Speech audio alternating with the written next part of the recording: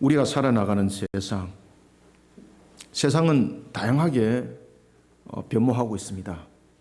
이런 세상 속에서 우리가 피할 수 없는 것이 하나가 있는데 그것은 바로 고난이라는 겁니다. 우리는 고난으로부터 어떤 경우도 어느 누구도 분리될 수 없습니다. 왜냐하면 인간의 죄는 죽음을 불러왔을 뿐만 아니라 가시와 은근기라는 고난의 저주를 함께 담아내었기 때문입니다. 그러니 이 모든 부분들이 원천적인 이 문제들이 완전히 해결되는 종말의 심판이 임하는 그 순간까지 그 어느 누구도 이 고난으로부터 분리할 수 없습니다. 분리될 수가 없습니다. 이런 고난의 때가 길어지면은 사람들 입에서는 탄식이 나옵니다. 한탄이 터집니다. 원망이 나옵니다. 이것이 일반적 우리의 모습이기도 합니다. 그러나 이런 고난 때도 하나님께서 우리를 향해 은혜를 베풀고 계신다는 것 알고 계십니까? 가장 일반적인 예가 우리가 자연적 환경을 통해서 우리가 느끼지는 바로 일반적 은총입니다. 하나님은 지금도 천지와 만물을 친히 운행하고 계십니다. 하나님께서 축복하신 생육 번성 충만함 지금도 이루어지고 있습니다. 이 모든 것들을 이루어갈 때 하나님께서는 항상 그 중심에 언약을 둔다는 것을 기억하시길 바랍니다. 그리고 그 뜻을 이루어갈 때도 하나님께서는 사람의 상식 속에도 일을 이루어가지지만은 상식을 넘어서는 가운데에 그 일들을 이루어가는 것이 더 많습니다. 이것이 우리가 이제 특별 은총이다. 하나님께서 우리에게 특별하게 모든 것들을 초월하여서 만들어 가신다. 그래서 이것을 또한 초자연적 역사 속에서 이루어 가신다라고 말하기도 합니다. 이런 가운데에도 고난은 여전히 우리 가운데 존재하고 있습니다. 그러면은 이 고난은 늘 우리에게 절망만 주는 순간이 될 수밖에 없는가? 그러면 이 고난이 우리에게 무엇을 말하고 있는가? 그러면 이 고난은 정말로 피할 길이 없는가?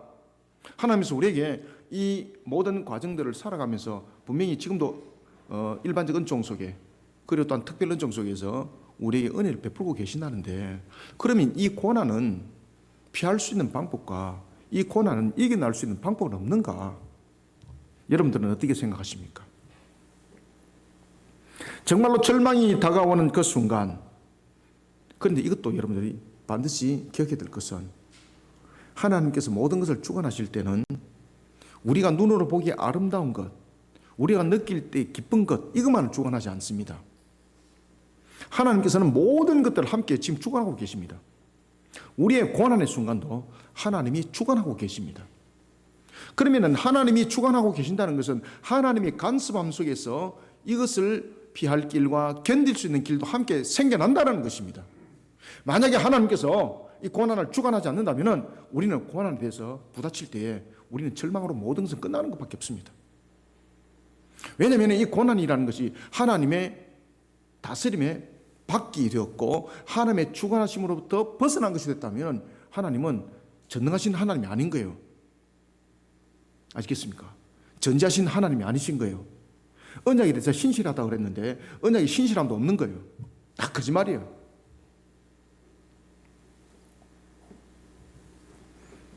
우리가 고난 속에 놓이지게 됩니다. 어떨 때는 가볍게 지나가는 고난이 있고 어떨 때는 절망이 야 이거 정말로 끝이 어딘가 언제 이것이 끝나는가 라고 말할 낭망이 함께하는 절망도 있습니다. 이럴 때에 우리의 대체의 모습들을 보면은 환경을 원망합니다. 부모를 원망하기도 하고 주변을 원망하기도 하고 하나님을 원망하기도 합니다. 그러나 그 절망적 순간도 하나님이 주관하고 계신다는 이 믿음이 이 문제의 해결점이라는 것을 인식하시길 바랍니다. 자신을 하나님 앞에 바로 세워라는 겁니다. 하나님께서는 이사야를 통해서 불신앙 가운데 놓여있는 이스라엘의 멸망과 그리고 그들이 멸망만이 아니라 바벨론의 포로로 끌려갈 것을 이사야 입을 통해서 예언하도록 합니다. 그러면 그들에게 놓여진 것은 전부 다 절망과 탄식밖에 없습니다. 이런 것들을 향해서 하나님께서 이사야를 통해서 또한 두 가지를 함께 계시해 주고 있습니다. 그것은 뭔가 하면은 모든 것은 값이 있다는 겁니다. 그 다음에 또 하나, 모든 것은 값만 있는 것이 아니라 만물을 주관하신 하나님은 모든 형편과 환경도 전부 다 주관하시고 계시거든요. 우리의 고난도 하나님이 주관하고 계시는 거예요.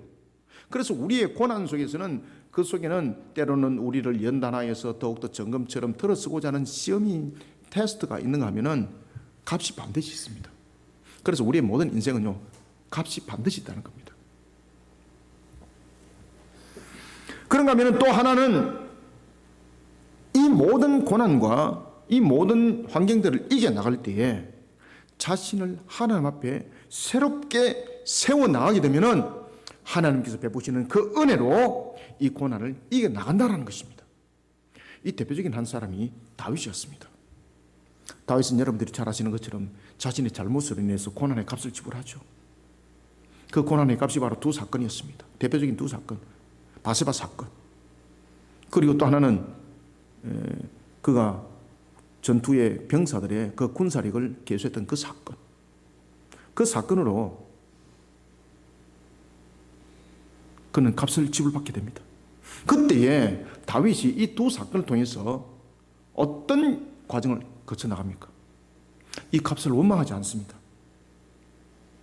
그는 이 과정을 통해서 신앙으로 자신을 다시 돌이켜보고 신앙으로 자신을 세워나갑니다. 그런 회개하는 신앙으로 자신을 하나님 앞에 새롭게 세워나갔을 때에 하나님께서 은혜를 베풀었던 사건, 바세바 사건 이후에 태어났던 자녀가 죽습니다. 그러고 난 뒤에 하나님 앞에 자신을 새롭게 만들어갑니다. 새롭게 세웁니다. 회개하는 신앙으로 그가 세웁니다. 그러니까 그의 잘못에 대해서, 그의 죄에 대해서는 반드시 하나님께서 값으로 응답했는데 신앙으로 회개하고 바르게 돌이켜 세우니까 하나님께서 그가 새롭게 세워지니까 하나님께서 은혜로 다가왔습니다. 그러면서 태어난 자녀가 바로 솔로몬이었고, 그리고 또한 계수를 통하여서 자신의 큰 잘못을 그가 회개합니다. 수많은 사람들이, 예루살렘 사람들이 질병으로 죽습니다. 그때 그의 회개함이 어떻게 입술에 터집니까? 하나님이여, 이 잘못은 나로 인한 것인데 어찌 백성들에게 이 생명이 해함이 돼서 되겠습니까? 차라리 나와 내 집안을 치소서. 진정한 그 회개 속에 하나님께서는 그 질병을 멈추게 하시고, 그리고 그가 하나님 앞에 제단을 쌓던 그곳이 나중에 성전이 되는 은혜를 베풀어 주십니다. 그런가 하면 또한 다윗은 얼마나 여러분의 곤란 가운데 그가 달려갔었습니까? 그가 당하는 고난, 정말로 그가 왕으로 세워지기까지 그가 달려왔던 그 고난, 아둘람에서의 그 고난, 그리고 또한 헤브론을 통해서 또 또한 당했던 그 고난 속에 그는 항상 신앙으로 자신을 세웠습니다. 그때마다 하나님께서 늘 응답하셨습니다. 어떻게? 은혜로 응답하셨습니다. 오늘 이사야를 통해서 우리에게 주신 말씀도 동일합니다. 사랑하는 성도 여러분, 우리는 고난 때를 우리는 함께 살아가고 있습니다. 그 어느 누구도 피할 수 없습니다. 우리는 이때를 어떻게 그러면 헤쳐나가야 될 것인가? 오늘 이사야를 통해서 하나님께서 말씀을 주고 계십니다. 오늘도 이사야를 통해서 주신 하나님의 말씀을 비춰보면서 우리는 이 고난의 때에 대해서 어떻게 이 답을 찾아 나가야 되는지, 어떻게 그 방향을 찾아 나가야 되는지, 어떻게 그 길을 찾아 나가야 되는지를 보도록 하겠습니다. 먼저 우리가 첫 번째 27절을 함께 읽습니다. 시작. 야곱아, 어찌하여 네가 말하며 이스라엘아, 네가 이르기를 내 길은 여호와께 숨겨졌으며 내 송사는 내 하나님에게서 벗어난다 하느냐. 아멘. 지금 이게 무슨 장면인가 하면은 탄식하고 원망하는 장면입니다. 하나님 어디 계십니까? 이 고난에 나를 던지고 왜 버리셨나이까? 이런 부분들이거든요. 종합적으로 말씀드리면은 이때에 재미있는 내용들이 지금 등장합니다. 오늘 이사야를 통해서 하나님께서 주실 때에 이스라엘의 모습을 지금 비춰볼 때에 한 인물의 이름을 두 가지로 지금 해석을 하고 있습니다. 그죠? 야곱아 그러면서 이스라엘아 라고 이렇게 말을 내뱉치고 있습니다. 우리는 이 속에서 답을 찾으셔야 됩니다. 따라서 우리는 먼저 첫 번째 27절부터 29절을 통해서 자신에게 주어진 환경, 형편, 여러 가지 형편들이, 환경들이 매몰차게 자신에게 다가올 때도 있습니다. 무너집니다. 되는 것마다 다른 사람은 잘 되는데 안 됩니다. 그죠?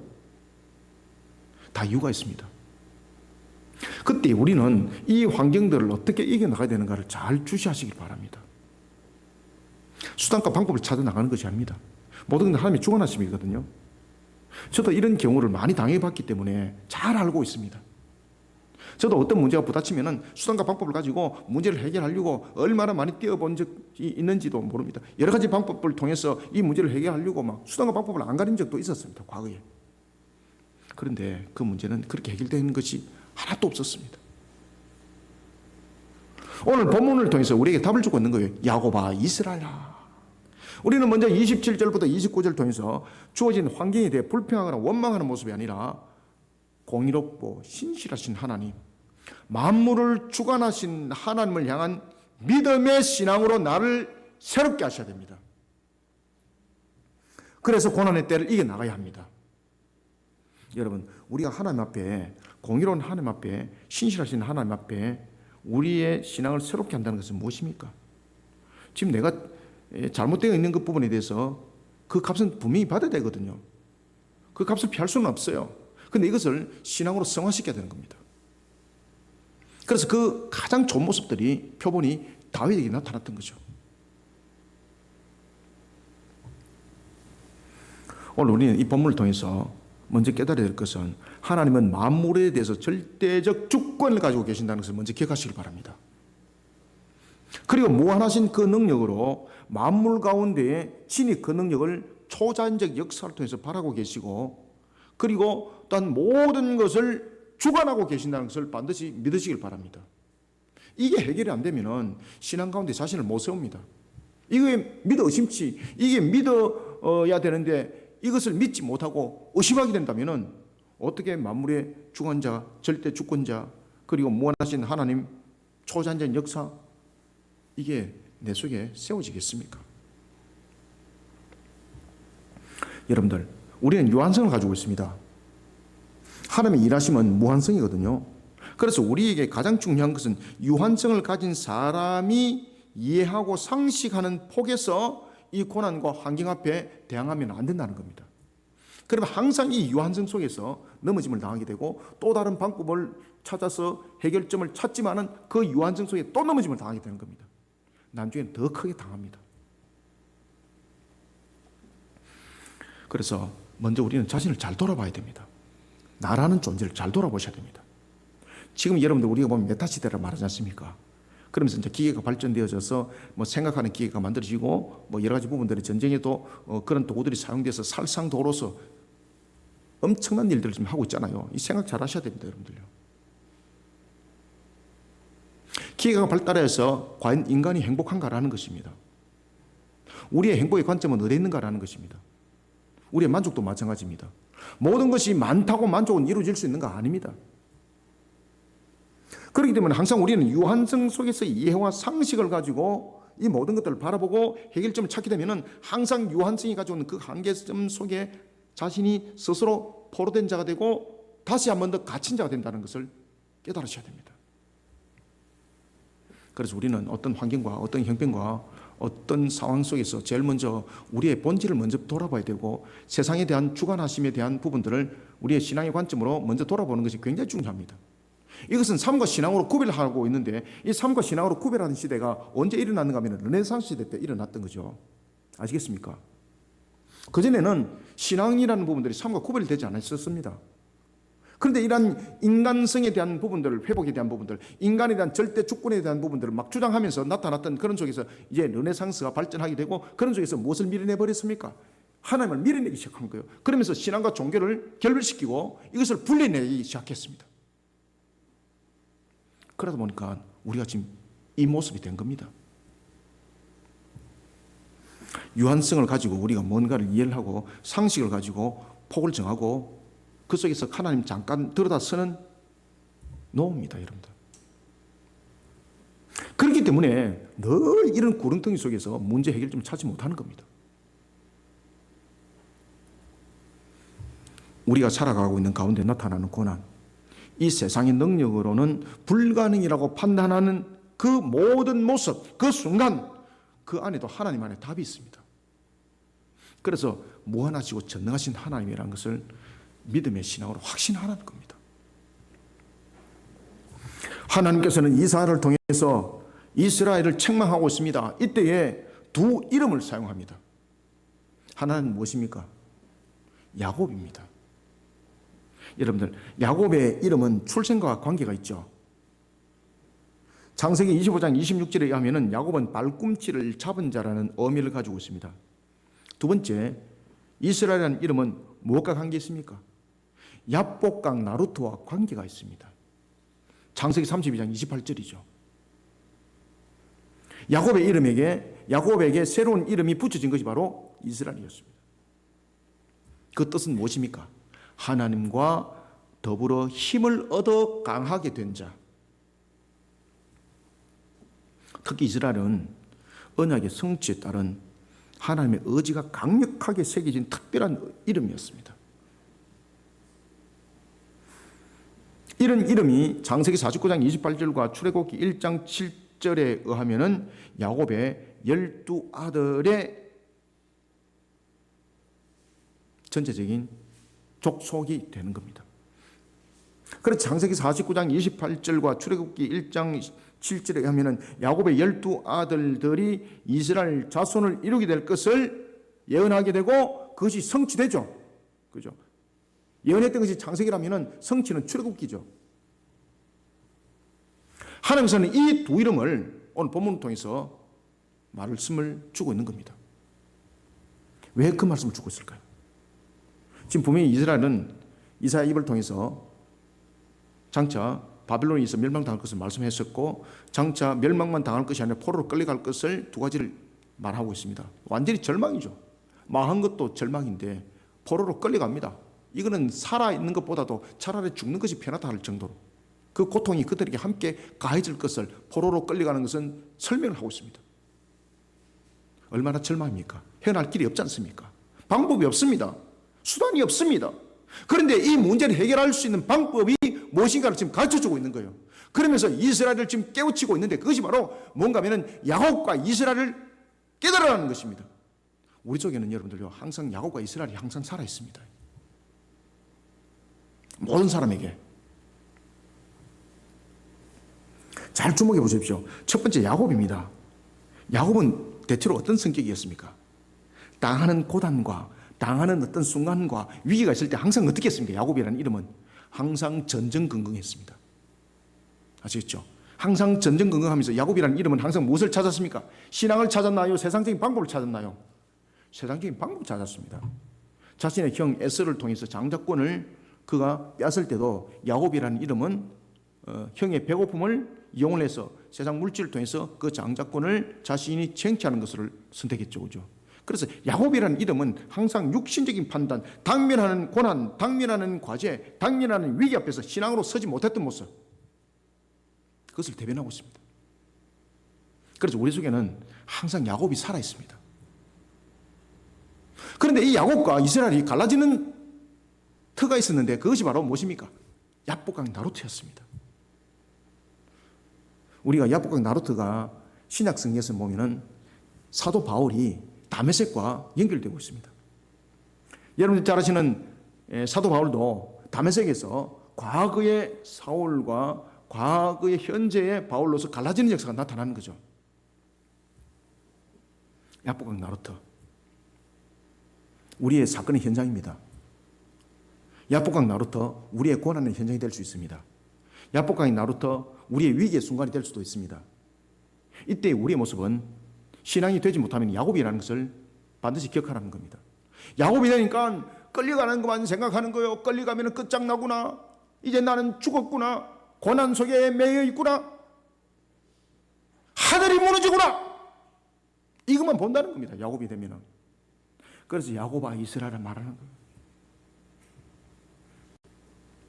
두 번째는 이스라엘입니다.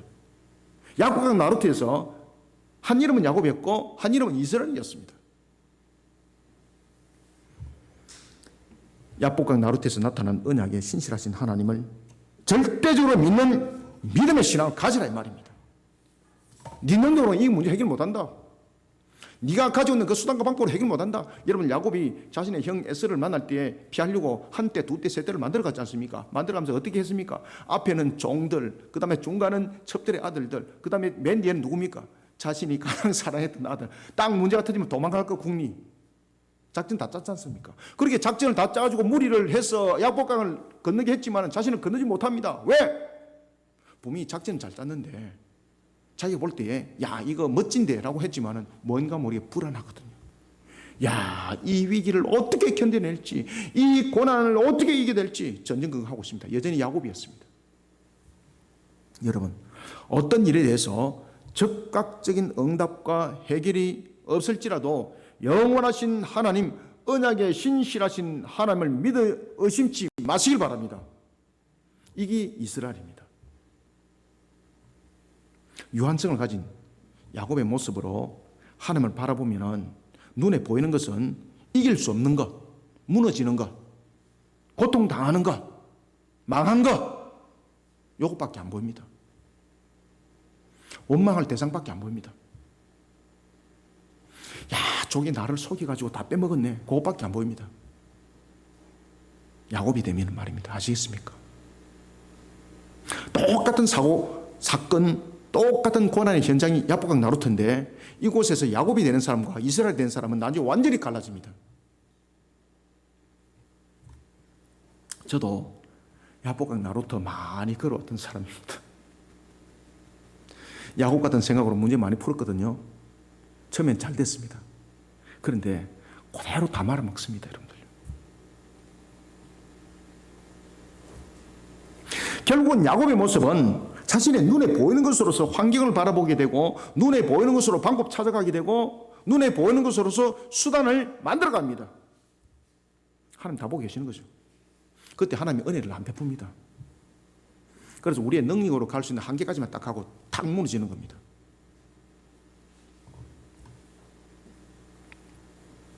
야곱강 나루터에서의 야곱의 모습, 바로 무너지는 것이었습니다.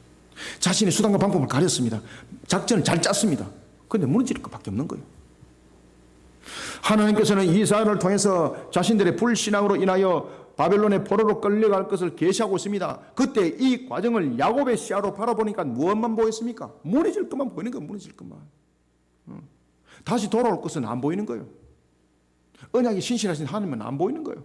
분명히 하나님께서 이 이스라엘을 통해서 말씀을 줍니다. 그러고 난 뒤에 후대에 예레미야를 통해서도 말씀을 주지만은 그들은 여전히 야곱의 눈으로만 바라보기 때문에 예레미야를 통해서 하나님께서 주신 이 예언의 말씀, 또한 이스라엘을 통해서 주신 회복의 말씀 믿지 않는 겁니다.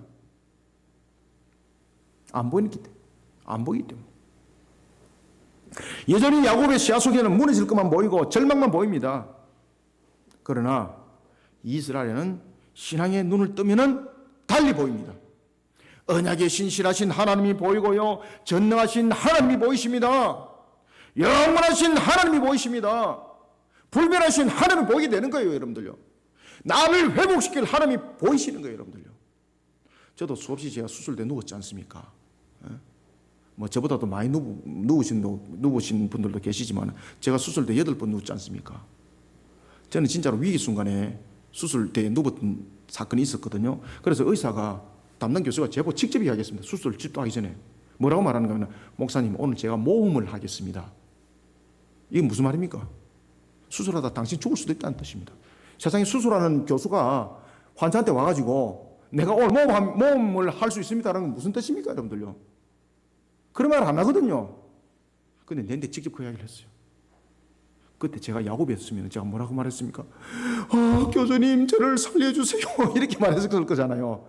저는 그때 이스라엘에 돼 있었습니다. 제가 뭐라고 말했는가 하면, 예, 마음대로 하십시오. 제가 기도하고 있습니다. 하나님께서 능력을 주어서 이 모든 것들을 이끌어 가실 것입니다. 제가 그렇게 그 담당 교수를 위로했습니다. 제가. 그리고 사건이 이제 벌어진 겁니다. 그러니까 제가 지금 살아 있는 거지 않습니까? 제가 여러분들요, 국제적인 의사들이 저를 컨트롤한 거 알고 계시죠? 그죠? 한국의 교수, 그 다음에 일본의 와세다 교수, 두 팀이 저를 양방을 전부 다 이 집도를 했었습니다.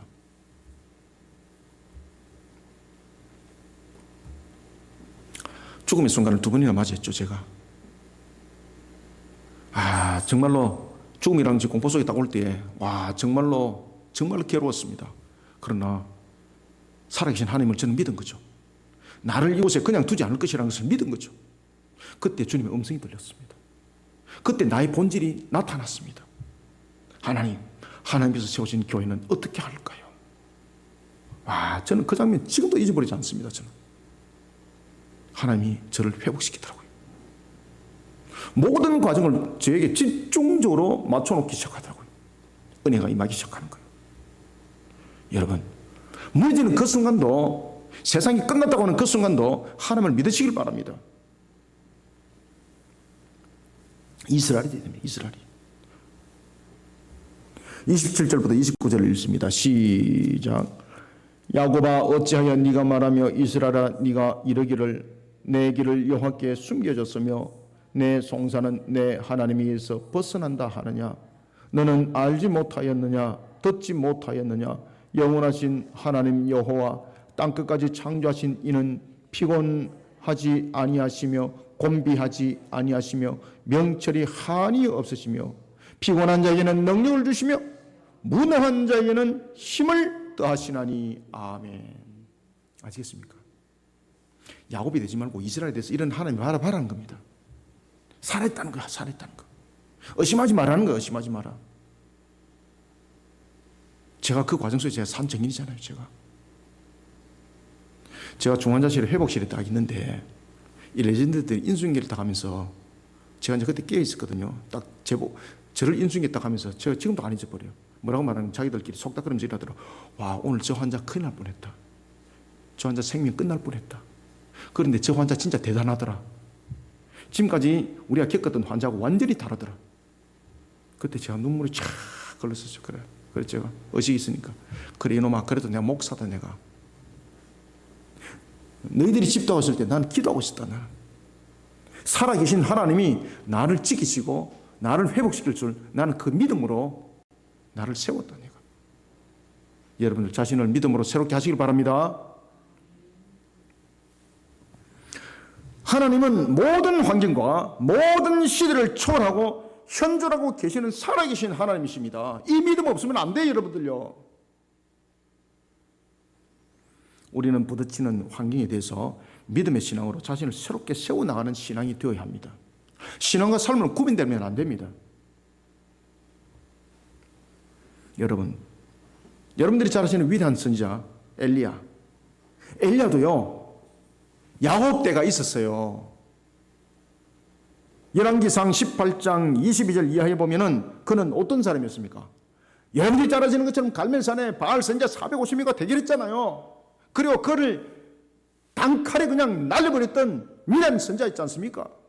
하나님을 향한 신앙으로 그 절개를 지켜나갔던 선지자. 그런데 이렇게 하나님을 향한 신앙으로 모든 것을 이겨나갔던 그 엘리야도 열왕기상 19장 3절에 보면은 그가 환경을 통해서 야곱의 모습으로 변한 때가 있었습니다. 자신 앞에 나타났던 이세벨의 강력한 세력 앞에 그는 야곱이 되어버렸습니다. 한순간에 그냥. 지금까지는 살아계신 하나님의 그 능력으로, 전능하시고 전지하신 그 하나님의 그 능력으로 정말로 신앙의 절개를 통해서 모든 것을 물리쳤던 그 엘리야, 그가 순간에 당하는 그 위기 앞에 야곱이 되어버리는 겁니다. 한순간에. 그러면서 그의 선택은 무엇입니까? 세상 방법 찾는 것이었습니다. 제일 먼저 첫 번째 도망가는 것이었습니다. 세상 방법 찾아야 되니까. 그러면 도망가도 안 됩니다. 얼마큼 도망가는가 하면 40주야를 도망갔다 그랬습니다. 40주야를. 이야, 대단하지, 그죠? 우리 같으면 하루만 도망가도 어디에 숨을 텐데 이 40주야를 도망갔습니다. 거기다 숨었습니다. 어디에? 호렙산. 그러면서 하나님의 교회에 단식합니다. 하나님, 모든 선지자들은 다 죽고 이제 내 혼자 살아남았습니다. 단식하고 원망합니다. 야곱이 되어 있는 거죠. 450명의 바알 선지자를 물리쳤던 그도요, 한순간의 환경에 야곱의 모습이 되어버렸어요. 여러분들요. 사랑하는 성도 여러분, 자신에게 주어진 환경에 어려움이 봉착했다면 그 속에는 하나님의 특별한 일하심이 있다는 신호가 있습니다. 그 속에 하나님이 지금 깜빡이를 주고 있는 거예요. 자신의 신앙을 먼저 돌아보는 이스라엘의 모습이 되시길 바랍니다. 주어진 환경에 대해서 불평하고 원망하면은 한순간에 엘리야도 이스라엘의 모습이 되었다가 야곱의 모습이 됐던 것처럼 40주야를 도망가고 호렙산에 숨습니다. 여러분들요. 세상 방법 찾았는데 방법이 안 나오는 겁니다. 그때 하나님께서 나타납니다. 신앙으로 바로 세워라. 신앙으로 바로 세워라. 내가 이때를 위해서 예배한 7천을 뒀다. 그게 하나님의 음성이잖아요. 여러분들요. 우리는 주어진 환경에 대해 불평하거나 원망하는 모습이 아니라 공의롭고 신실하신 하나님, 만물을 주관하시는 하나님을 향한 믿음의 신앙으로 자신을 새롭게 세워서 고난의 때를 이겨나가는 우리 성도들이 다 되시길 소원합니다. 그 다음에는 두 번째 30절을 읽습니다. 시작. 소년이라도 피곤하며 곤비하며 장정이라도 넘어지며 쓰러지되 아멘. 이게 뭔가 하면은 세상 방법으로 안 된다는 겁니다. 여러분 아시겠습니까? 세상 방법으로 안 됩니다. 여러분들. 우리는 두 번째 30절을 통해서 인생은 누구든지 곡절이 있고 굴곡이 있습니다. 여러분들도 곡절이 있고 굴곡이 있는데 저들 곡절과 굴곡이 없겠습니까? 저 얼굴 보면은 곡절 있는 인생을 많이 살아왔다는 것이 안 느껴집니까? 야곱이 고난에 130년을 살아왔다 그러지 않습니까? 제가 험난한 세월을 62년을 살아왔습니다. 제가. 여러분들 인생은요 누구든지 곡절이 있습니다. 인생이 곡절의 길을 걸을 때도 만물의 주관자 되시는 하나님께서 나와 함께하고 계신다는 확신의 신앙으로 나를 새롭게 만들어서 주변과 환경을 이겨나가는 자가 되시길 바랍니다. 누가 함께한다고요? 하나님이 나와 함께한다는 하나님이. 여러분 사람은 누구를 막론하고 다 한계를 가지고 있습니다.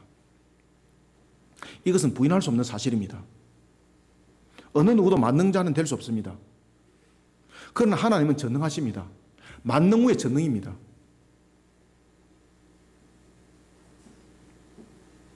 그리고 하나님은 완전하신 분입니다.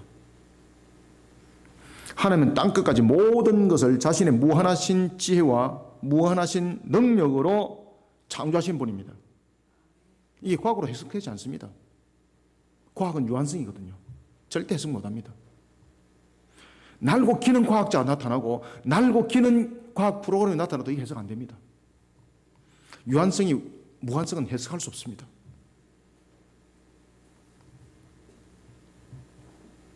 인간이 가지고 있는 유한성, 한계로부터 절대 못 벗어납니다. 그러면은 하나님께서는 피조물인 우리에게 이 제한성이라는 유한성을 통해서 그러면은 굴복하고 그리고 환경을 통해서 나타나고 있는 여러 가지 부분에서 모든 부분들은 포기하라는 것인가? 우리가 할 수 없기 때문에 모든 것은 중단하라는 것인가? 아닙니다.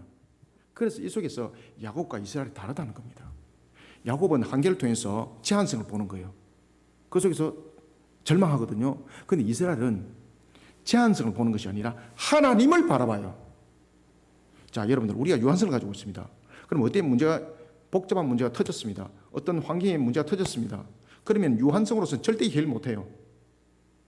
그러면 하나님께서 우리에게 제한성과 유한성을 통해서 우리에게 굉장히 중요한 답을 한 가지 주고 있어요. 그건 뭔가 하면 유한성은 해결하지 못하지만 무한성은 해결하거든요. 그럼 무한성이 살아있으면 해결될 수 있는 건데 그 살아계신 분이 멀리 계시면 안 되잖아요. 그럼 오는 기간 걸리잖아요. 살아계신 하나님이 항상 나와 함께하고 있다는 신앙을 반드시 가지시길 바랍니다. 하나님은 1분 1초도 나를 떠난 적이 없습니다. 하나님은요 0.001초도 여러분들을 떠난 적이 없어요. 여러분들요. 그것은 여러분들이 신앙들이 없기 때문에 그렇게 느껴지는 거예요. 하나님은 항상 함께하고 있어요. 여러분들. 이 속에 답이 있어요. 그래서 하나님은 우리에게 유한성이라는 이 제한성을 가지고 자신에게 당하고 있는 위기와 환경을 통해서 굴복하라는 것이 아니라 이 유한성과 제한성을 통해서 무한하신 하나님을 바라보는 통로를 만들어라는 거예요.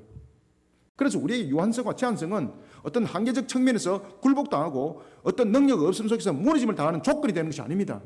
이것은 오히려 유한성은 무한하신 하나님을 바라보는 환경적 개선적 측면에서 통로가 되는 거예요. 그래서 함께 계시는 하나님을 항상 보라는 거예요. 내 제한성을 통해서, 내 유한성을 통해서 우리의 한계를 바라보는 것이 아니라 하나님을 바라보는 신앙들로 세워지라는 겁니다. 그때 하나님이 나와 함께하고 있다는 것을 믿으시길 바랍니다. 사람이 가지는 유한성은 능력의 한계점을 말하고 있습니다. 그런데 능력의 한계점만을 말하는 것이 아닙니다. 사람이라는 존재와 가치를 돌아보게 하는 것이 바로 제한성과 유한성입니다. 이 중요한 답을 주고 있는 한 사람인데 그 바로 에녹이었습니다. 에녹도 여러분 잘 아시는 것처럼 유한성과 제한성을 가지고 있지 않습니까? 근데 그는 그 당시에 당했던 그 여러 가지 환경들 요소를 보면은 참으로 이 포악한 자들이 세상을 다스려 나갈 때였습니다. 살인이 난무하고 얼마나 겁나는 세상인지 모릅니다. 이때에 에녹은 하나님과 동행하는 길을 걷습니다. 그것이 바로 우리에게 지금 답을 주고 있는 겁니다. 제한성과 유한성 속에 있을 때에 우리가 위기와 어떤 환경이 부닥쳤을 때 우리의 모습들은 어떻게 되는가? 항상 하나님과 동행하는 그런 신앙으로 우리 모습들을 세워나갈 때 관이 열린다는 겁니다. 창세기 5장 24절에 나타나는 에녹, 그는 다른 사람에게 적용되지 않는 두 사건이 그에게 적용됩니다. 하나는 하나님과 동행하는 것입니다. 또 다른 하나는 그가 세상에 있지 아니하였더라. 죽지 않고 천국 가셨다. 죽지 않고 천국으로 올라가셨다. 인간의 죄로 인하여 죽을 수밖에 없는 존재였던 에녹, 하나님과 동행하는 사명과 사역을 감당합니다. 하나님께서는 이런 에녹에게 죽음을 맛보지 않고 그를 곧바로 천국으로 인도합니다. 그때에 그의 나이가 365세였다라고 이 사건이 역사 가운데 펼쳐졌다는 사실을 성경은 증거하고 있습니다. 그래서 성경에서 나이를 이야기를 하는 것은요, 이것이 역사적 사실 속에서 전개되어졌던 사실입니다라는 것입니다. 그게 하나님과 동행하는 신앙 있는 삶을 선택했다는 겁니다. 여러분들, 어떤 위기 속에 여러분이 놓여져 있고 어떤 절망 가운데 놓여져 있습니다. 모든 인생은 굴곡이 있습니다. 곡절이 있습니다. 곡절이 없고 굴곡이 없는 사람은 아무도 없습니다. 다른 사람이 볼 때 야, 저 사람 참 걱정 근심 없는 사람 같다라고 말하지만 죄송합니다만 그 사람도 걱정 근심이 더 많습니다. 천석군은 1000가지 근심이 있고요, 만석군은 10,000가지 근심이 있습니다. 인생에 곡절 없는 사람 아무도 없습니다. 야, 저 사람은 참 평안할 것 같다. 다 곡절이 있습니다, 여러분들요. 야, 목사님 바라보니까 세상 근심염이 없는 것 같다. 여러분들보다 더 많아요, 여러분들 곡절이.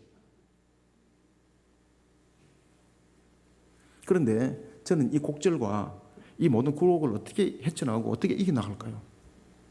하나님과 동행하는 것 속에서 이 문제 다 해결합니다, 저는. 하나님과.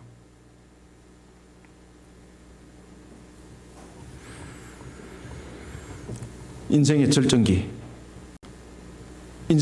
이르는 사람도 다 곡절 있고 한계에 부딪히게 됩니다. 그러면 어떻게 할 것인가? 인간이 가지는 한계로부터 벗어날 수 없는가?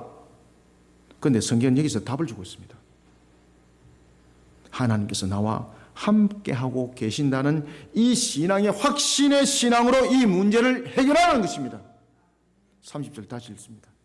시작. 소년이라도 피곤하며 곤비하며 장정이라도 넘어지며 쓰러지되 아멘. 여러분, 하나님의 절대 주권과 능력을 믿어 의심치 않는 신앙 있는 자세는 하나님의 은혜를 불러옵니다. 저를 따릅니다. 굉장히 중요한 내용입니다. 하나님의 절대 주권과 능력을 믿어 의심치 않는 신앙 있는 자세는 하나님의 은혜를 불러옵니다. 아멘. 아주 중요한 내용입니다. 이거. 하나님께서는 우리로 하여금 하나님 자신을 어떻게 움직이는지 방법을 가르쳐 줬어요. 오늘 본문도 지금 그 내용입니다. 그 내용. 신앙 있는 자세입니다. 신앙 있는 자세. 세상이 무너져도 에녹처럼 하나님을 향한 신앙이 중심에 세워지면 됩니다. 그것이 동행이고 함께하는 겁니다.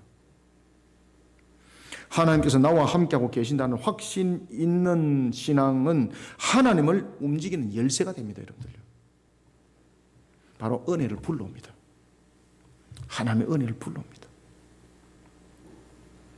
저 같은 경우도 위기 속에 있을 때에 그런 확신의 신앙이 저에게 위기를 극복할 수 있는 은혜를 더하셨던 그것이 여러분 한두 건이 아닙니다.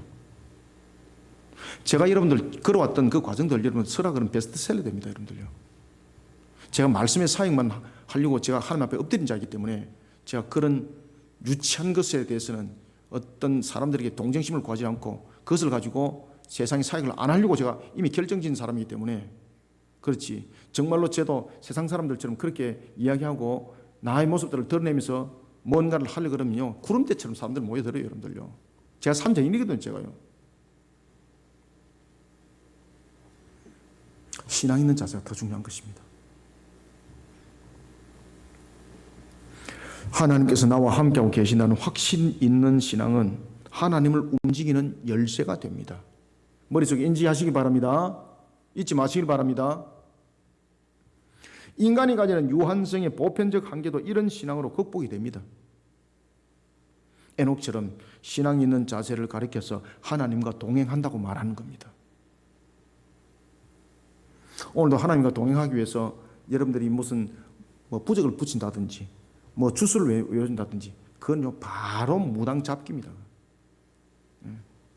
신앙 있는 자세, 이것이 바로 하나님과 동행하는 겁니다. 오늘도 내가 신앙이 없으면서 하나님과 동행을 원하십니까?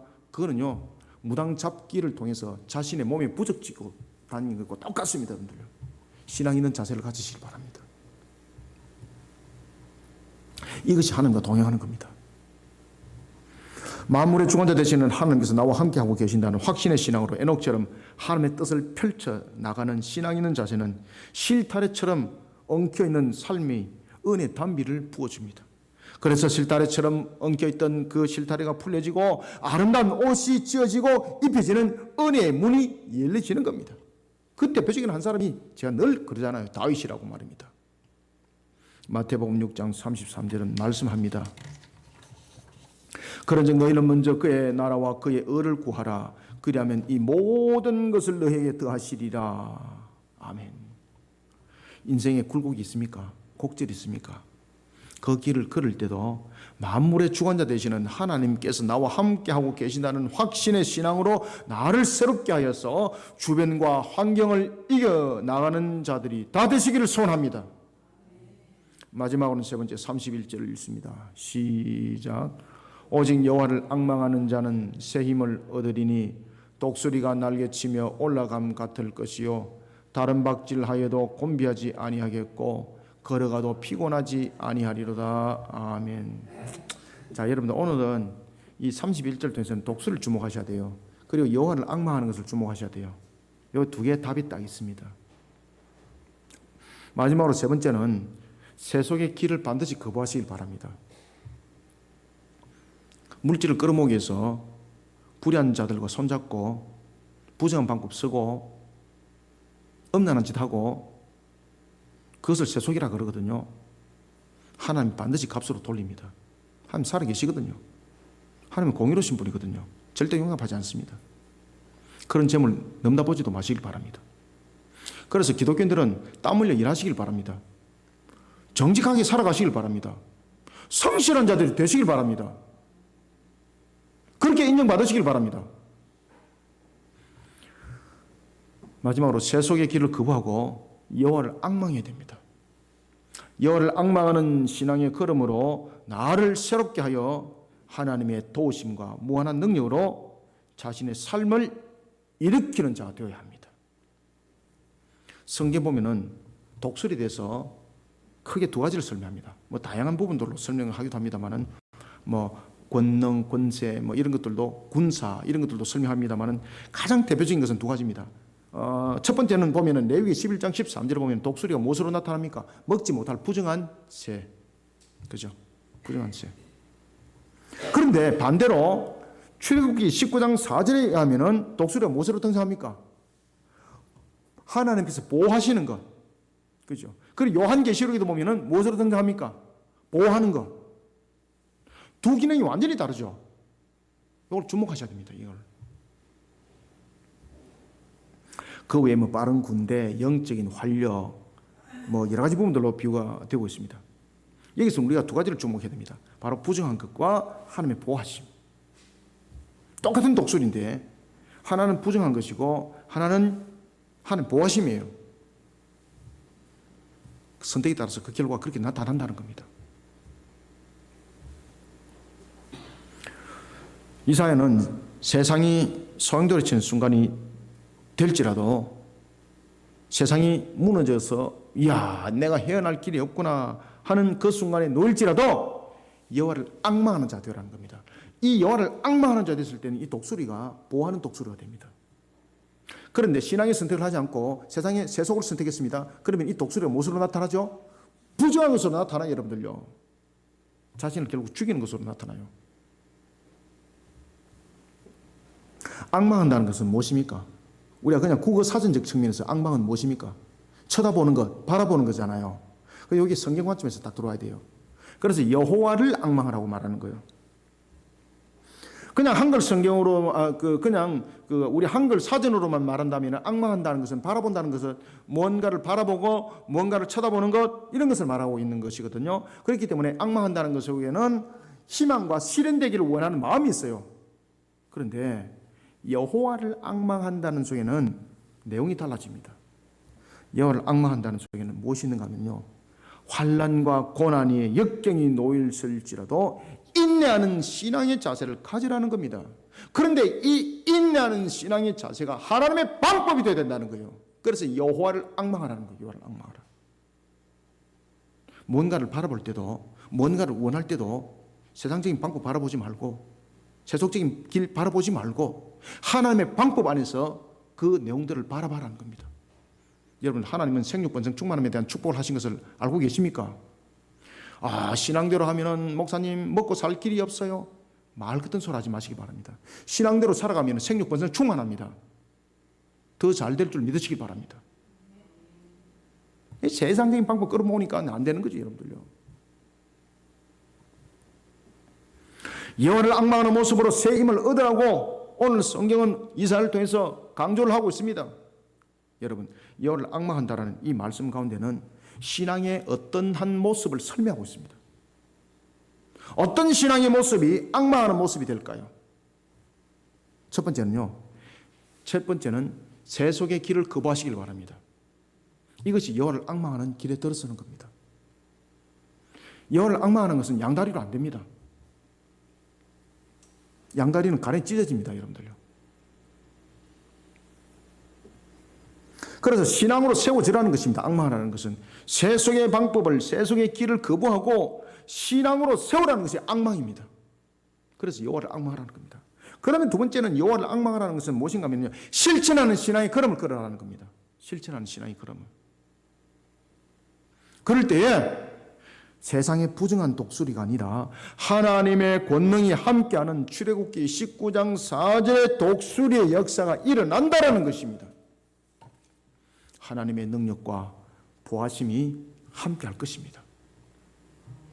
그리고 여호와를 앙망하는 신앙의 걸음은 자신의 삶의 여정이 아무리 부족하고 힘들어도 하나님께서 주시는 그 능력으로 그 삶이 복되고 기름진 줄 믿으시길 바랍니다. 31절을 다시 읽읍시다. 시작.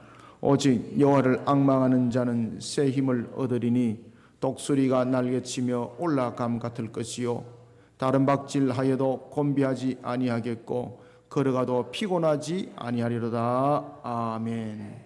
이제 뭔가 아시겠습니까? 다메섹 도상에서 주님을 만났던 사도 바울, 그는 세속의 길을 거부합니다. 그리고 여호와를 앙망하는 길을 달려갑니다. 그는 자신의 삶을 마감하는 순교의 순간에도 여호와를 앙망합니다. 디모데후서 4장 7절과 8절은 증거합니다. 나는 선한 싸움을 싸우고 나의 달려갈 길을 마치고 믿음을 지켰으니 이제 후로는 나를 위하여 의의 면류관이 예비되었으므로 주 곧 의로운 재판장이 그날에 내게 주실 것이며 내게만 아니라 주의 나타나심을 사모하는 모든 자에게 도니라. 아멘. 이제 후로는 나를 위해서 의의 면류관을 예배하신다는 거예요. 사랑하는 성도 여러분, 세속의 길을 거부하고 여호와를 앙망하는 신앙의 걸음으로 나를 새롭게 해야 됩니다. 그렇게 나를 새롭게 하여서 하나님의 도우심과 무한하신 능력으로 자신의 삶을 일으키는 자들이 다 되시기를 소원합니다. 말씀을 맺겠습니다. 비록 우리가 험난한 세상을 살아가지만 우리의 모습은 험난하지 않습니다. 사랑하는 성도 여러분, 자신을 하나님을 향한 신앙으로 새롭게 합시다. 주어진 환경에 대해서 불평하고 원망하는 모습 가운데는 패배만이 존재합니다. 창세기 22장 보십시오. 모리아산의 역사 기억하십니까? 그런가 하면 또한 사무엘하 7장 12절 이하의 에베네셀의 역사 기억하십니까? 하나님 여기까지 우리를 도우셨다는 것. 신앙으로 세우셔야 됩니다. 주어진 환경에 대해 불평하거나 원망하는 모습이 아니라 공의롭고 신실하신 하나님, 만물을 주관하신 하나님을 향한 믿음의 신앙으로 나를 새롭게 해야 합니다. 그리고 하나님께서 나와 함께하고 계신다는 확신의 신앙으로 나를 새롭게 해야 됩니다. 세속의 길을 거부하고 여호와를 앙망하는 신앙의 걸음으로 나를 새롭게 하여서 하나님의 놀라운 결실의 열매를 풍성하게 맺어가시기를 주님의 이름으로 축원합니다. 하나님 감사합니다. 주님의 주신 은혜 속에 오늘도 우리를 세워주시고 주님을 향하여 영광된 걸음을, 신앙의 걸음을 통하여 걷게 하시니 감사합니다. 눈에는 보지 않지만 살아 계셔서 역사하시는 주님을 이 시간에 믿음의 눈으로 바라봅니다. 여호와를 앙망하는 신앙의 걸음으로 달려갑니다. 오늘도 우리에게 주신 말씀 상가 마음 반석에 잘 새기고 각인하여 오늘도 여호와의 신앙으로 나를 새롭게 하여 하나님의 결실이 되게 하여 주시옵소서. 오늘도 여호와를 향한 신앙으로 새롭게 하여 세상 가운데에 내가 주님의 증거물이 되게 하여 주옵소서. 모리아산의 증거물이요 에베네셀의 증거물이 되게 역사하여 주시옵소서. 이런 속에 우리 모든 성도들 걸어가는 걸음들마다 살아계신 하나님 보게 하여 주시고 세상 사람들에게 밝혀 비춰보는 빛과 소금이 되기에 부족함이 없게 하여 주옵소서. 오늘도 부족한 종의 입술을 통하여 이와 같이 증거된 말씀이 살아 움직이는 주님의 능력의 말씀이 되기를 소망하며 예수님의 이름으로 기도드립나이다. 아멘.